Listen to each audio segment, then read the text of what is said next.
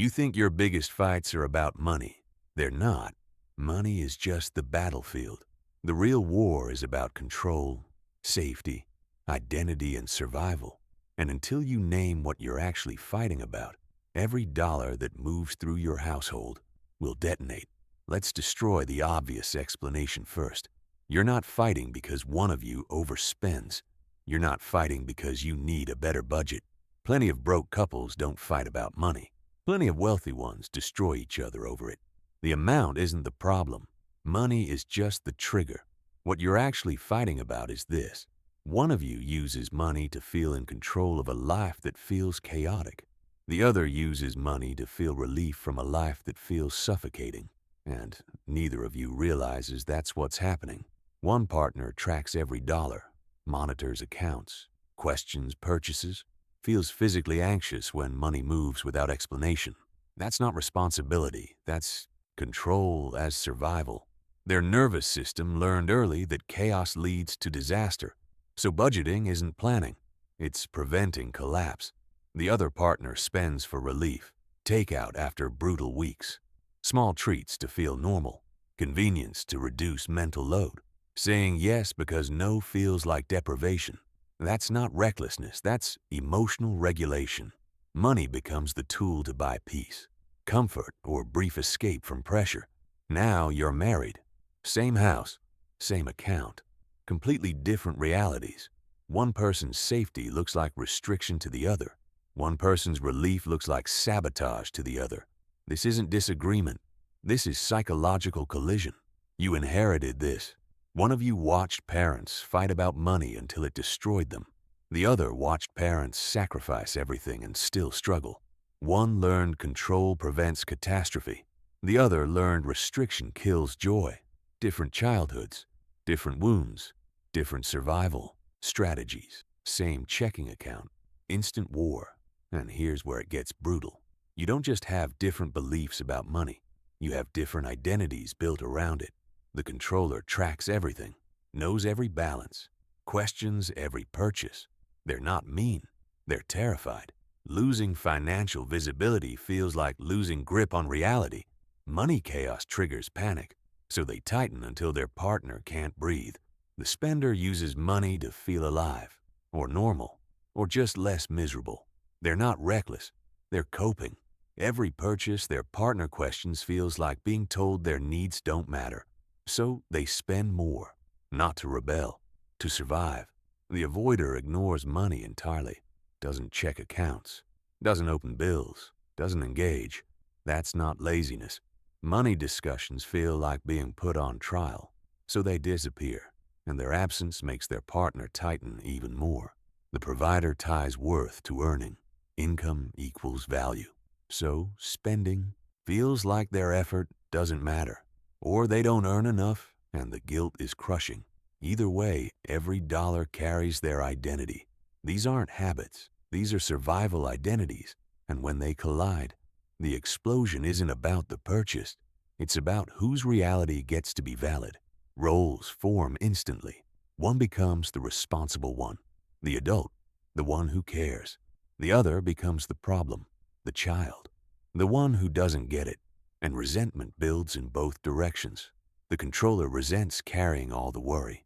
Why am I the only one who cares if we survive? Why do I have to be the bad guy? Why is responsibility mine alone? The spender resents being monitored. Why do I justify every dollar? Why does relief always come with guilt? Why am I treated like a criminal for wanting comfort? The controller feels abandoned. The spender feels policed. The controller tightens. The spender rebels. Tighter control creates more spending. More spending creates tighter control. It's not a conversation. It's a death spiral. And here's the lie you're both believing.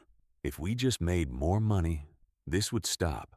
More money will not solve misalignment. It will weaponize it. Give a controller more money and they'll find new catastrophes to prevent. Give a spender more money and they'll spend more.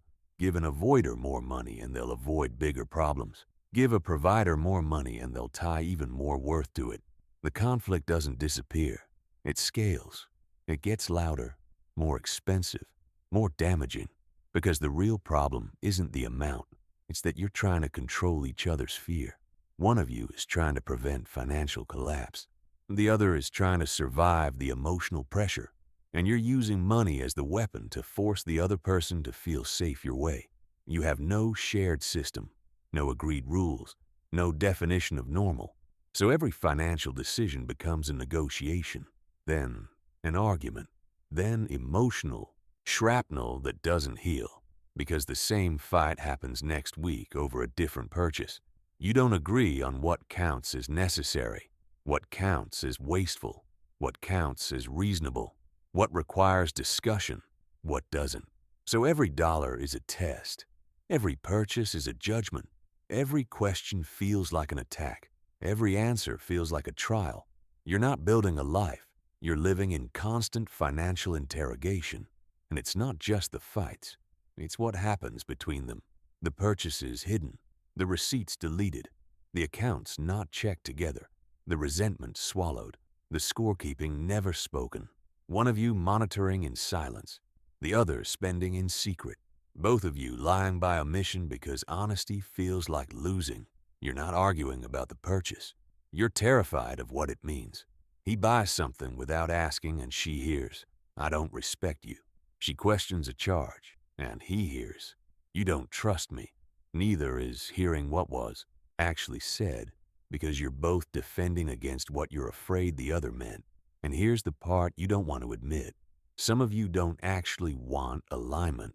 You want your version of safety to win. The controller wants the spender to stop. The spender wants the controller to relax, but neither wants to change their own relationship with money. You want peace, but only if peace means the other person sees it your way.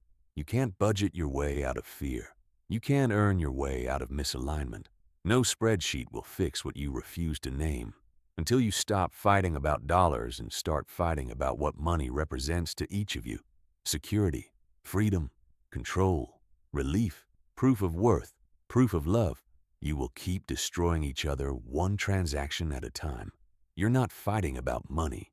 You're fighting about whether your life feels safe, whether you matter, whether you're failing, whether you're trapped, whether you're enough. And you're using purchases as evidence in a trial. Neither of you can win. The money isn't the problem. The money is just fear wearing numbers as a disguise. And until you admit what you're actually afraid of, every dollar that moves will feel like a threat.